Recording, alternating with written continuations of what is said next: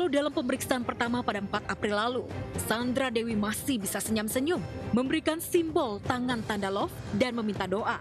Pada pemeriksaan kedua, Sandra Dewi yang mengenakan busana serba hitam, memilih bungkam tanpa senyum dan tanda love sign Sarangheo.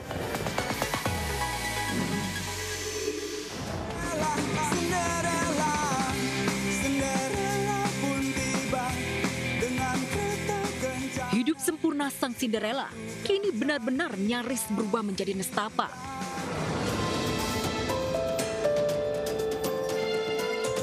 Setelah sang suami Harvey Muiz menjadi tersangka kasus dugaan korupsi komoditas timah yang merugikan negara sebesar 271 triliun rupiah, rumah megahnya digeledah dan deretan mobil mewahnya disita penyidik Kejaksaan Agung, kini giliran Sandra Dewi yang diperiksa lagi untuk kedua kalinya pada 15 Mei 2024 dan harus menjalani pemeriksaan sekitar 10 jam lebih di Gedung Jaksa Agung Muda Bidang Pidana Militer Kejagung RI di Jakarta.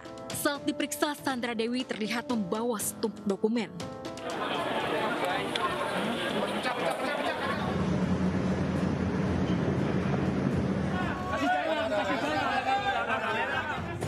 Kalau dalam pemeriksaan pertama pada 4 April lalu, Sandra Dewi masih bisa senyum-senyum, memberikan simbol tangan tanda love dan meminta doa.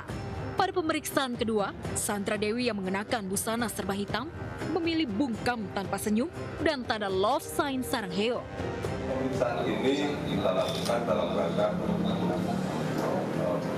menelusuri dan memastikan bahwa aset-aset yang dimiliki baik para tersangka maupun yang diatasnamakan istri-istri para tersangka bisa kita bukti bahwa benar aset-aset tersebut terkait dengan tindak pidana korupsi yang sedang kita periksa.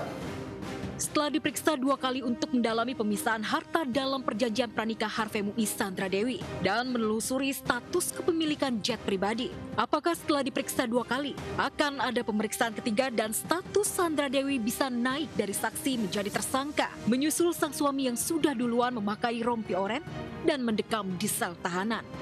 Bersangkutan masih kita periksa sebagai saksi dengan tujuan untuk membuat terang sebenarnya sejauh mana pemisahan harta antara tersangka HM dengan saudara SD. Perjuangan itu proses kita untuk mendapatkan sesuatu yang kita inginkan.